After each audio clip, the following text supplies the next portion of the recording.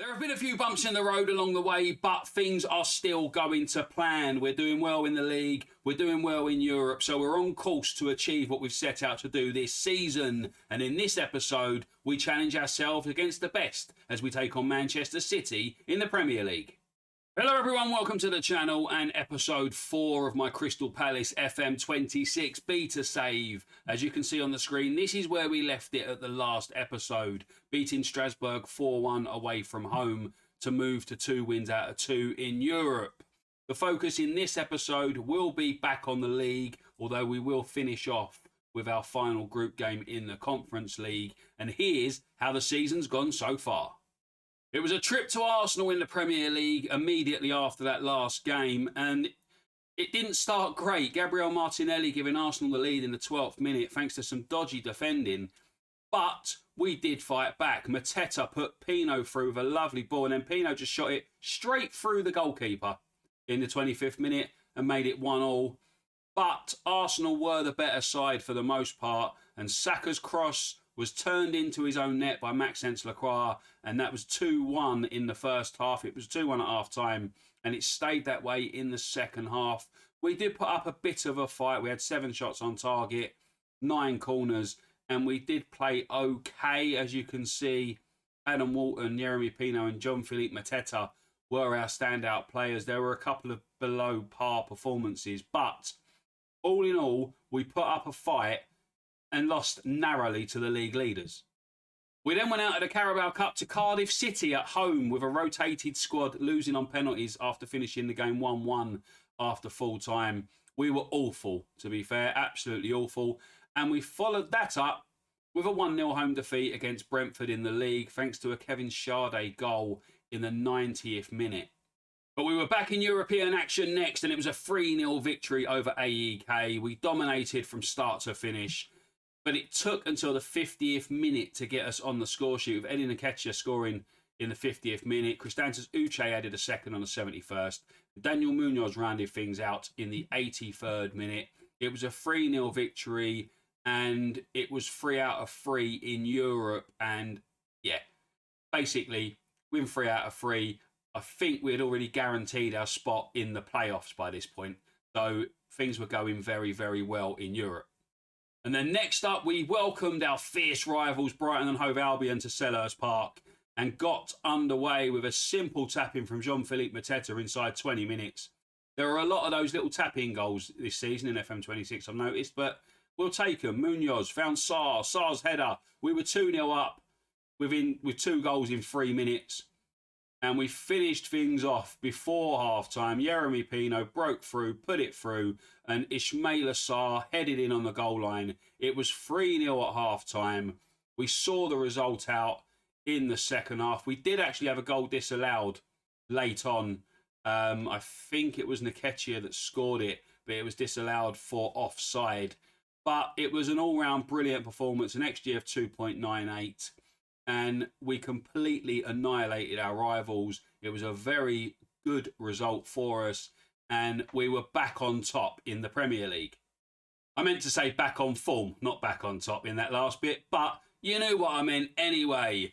We then went to Wolves and was 1-0 up in the 71st minute thanks to an own goal, but then Jakob Strand Larsen equalised in injury time. It was a poor performance all around, really. It was a poor game. There was a couple of okay performances. Jefferson Lerma was the only player who got above a 7 rating for us. But it was a game that there weren't many highlights in. And all in all, it was probably a fair result away from home. A 3-0 victory over FCI Levadia in the Conference League made it 4 wins from 4 in that competition before we hosted Manchester United and took the lead in the first half. The second half, we then ran rampant. Adam Walton with a great finish in the 48th minute to make it 2-0. And Walton's brilliant pass found Mateta, who great left-footed finish for his second of the game. It was a 3-0 victory over Manchester United, and it could have been more. It could have been more. But that was where the highs finished for now, because we then went to Burnley, and again, a poor performance, really. We We ground out a draw here. We went 1-0 down in the 44th minute. Mateta, in injury time of the first half, managed to get us back on level terms. And then the second half just sort of fizzled out with nothing really happening. It was a 1-1 draw away at home to Burnley, and it sort of brought us crashing back down to earth after the brilliant victory over United in the previous game. And then that was followed up with another away draw at Fulham. Yeremy Pino gave us the lead in the 23rd minute. Jimenez equalised for Fulham in the 54th minute. And then it looked like it was going to finish 1-1 until Daichi Kamada scored in the 92nd minute. I thought we'd nicked it right at the death, but Fulham had other things to say. Smith Rowe set up King for a 94th minute equaliser, and we were denied the 3 points right at the last knock-ins of the game. And then we suffered our first defeat in Europe as CFR Cluj beat us 2-0. We didn't really turn up in this game at all. You can see from the ratings there, Kamada was the only player who really put in a shift for us. Our defence was awful. Most of our players were awful. Yeremy Pino had the worst performance of the season so far.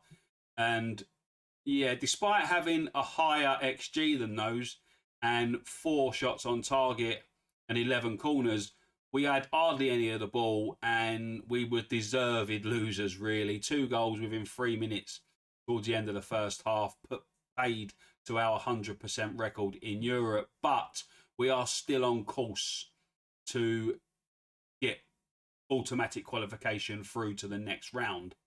And that brings us to the league tables, where in the Premier League we currently sit 9th with 22 points from 15 games. We do have game in hand over a couple of the teams above us, but that is because we've got to play Man City in this episode. If we can beat Manchester City, we will move up level on points with those. We'll sit 7th probably, because goal difference is quite a big swing between us. But we are pushing and challenging for that top 6 position. At the start of the season, it was get a top half finish. In my mind, I wanted a top 6, and we are still on course to push for that. But we need to keep getting big results against these better teams, and hopefully we can challenge for top 6 come the end of the season. And in the Conference League, despite the defeat in the last game, we still sit 3rd. We've qualified for the playoffs for the next round, but if we can finish top 8, we will qualify automatically for the next round, and all we've got to do is win. All we've got to do is win this game against a Iberia 1999 team who are bottom of the lot, have lost all 5 of their games so far, scoring only 2 goals and conceding 18. So we've got the weakest team in the league or in the group to play, and all we need to do is pick up a win and we will automatically qualify for the next phase of the Conference League, and that will be job 1 done. Couple of bits of other news. Paddy McCarthy, who was one of our assistant managers, has now gone to Wrexham to become their manager. They came in and offered him a position. I asked him to stay. He said no. He took the manager's job at Wrexham. And you can't blame him, really. It's a management position. He was only our assistant. Yeah, hopefully he will do well with the Welsh club and take them to newer heights. And our other assistant manager, Michael Angerschmidt, has accepted an offer from Aston Villa to go and become their assistant manager. Not quite sure why. We're doing really well in the league. But Angerschmidt has accepted the job offer from him. He is just waiting on a work permit, and then he will be moving. So we are on the lookout for a new assistant manager as we go into this game. It's probably going to be Angerschmidt's last game as my second. And that brings you up to date with how we're doing in the season, how the form's been and stuff. We have had a few injuries here and there, and it has highlighted our depth issues in the squad. So when the transfer window opens in a few weeks' time, I will be looking to delve in to bring in some more players. There's a couple of players that I'm fearing losing as well in the transfer window, but hopefully we will hold on to our best team. We will bring in another couple of depth options and hopefully push on towards that top 6, go and win in Europe and achieve what we set out to do in this FM26 Beta. Right, before we go and play Manchester City, just a reminder, if you haven't subscribed to the channel, do it already, because there's going to be loads of fun content coming. And also, smash the like button if you're enjoying this video. And now, without further ado, Let's go and play a game of football, shall we? Now, team for this game is Walter Benitez in goal, Maxence Lacroix, Beraldo and Mark Gahey in the centre of defence. Daniel Munoz on the right wing back. Tyrick Mitchell is a left wing back. Jefferson Lerma is our defensive midfielder. Adam Walton in the advanced playmaker position. Christantus Uche is currently out injured. Yeremy Pino on the right. Ismail Assar on the left. And Jean-Philippe Mateta is up front. And I think this is our first Premier League game that I've shown this season from full. So this is the first time you're seeing this on my channel.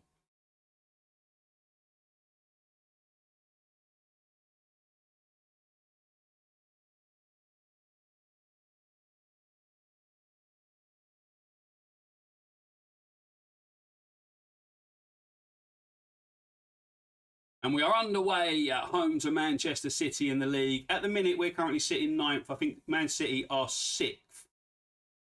So they're not having the greatest of seasons as it stands.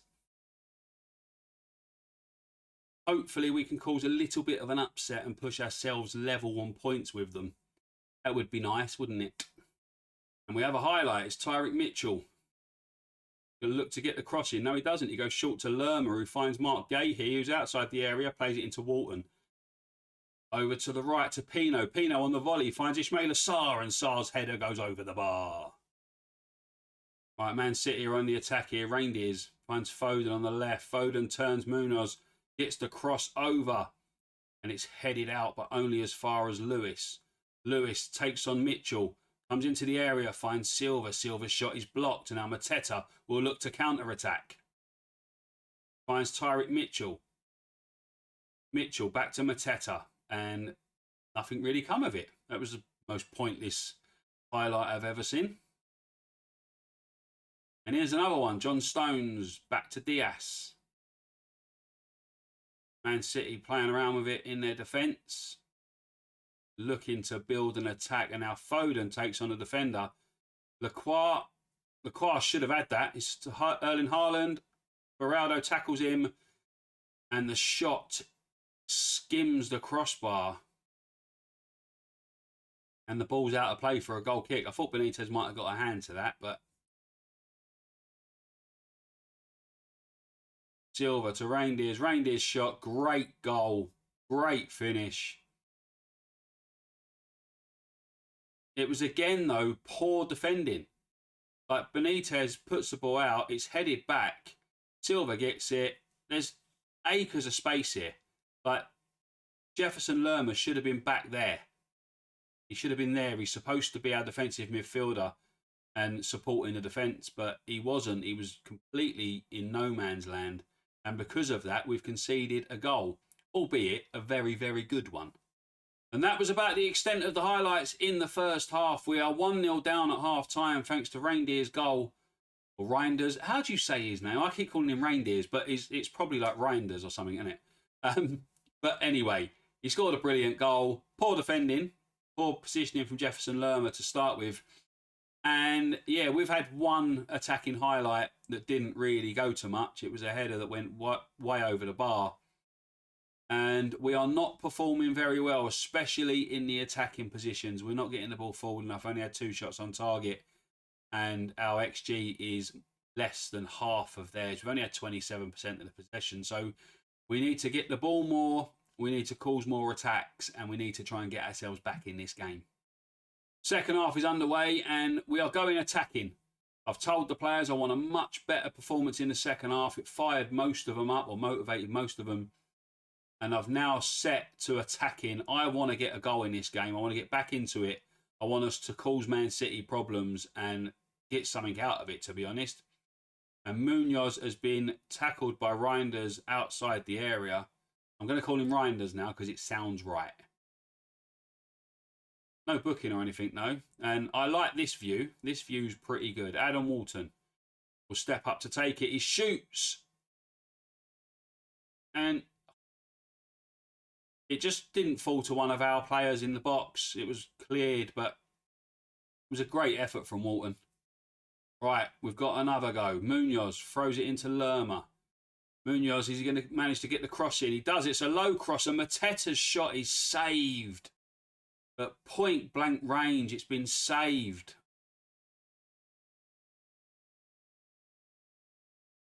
Gahey to Mitchell. We're going to try and keep this alive. And Mitchell down the left, bursts into the area, gets it across. Ismail Assar. It's saved and it's fell to Mateta, and we've equalised.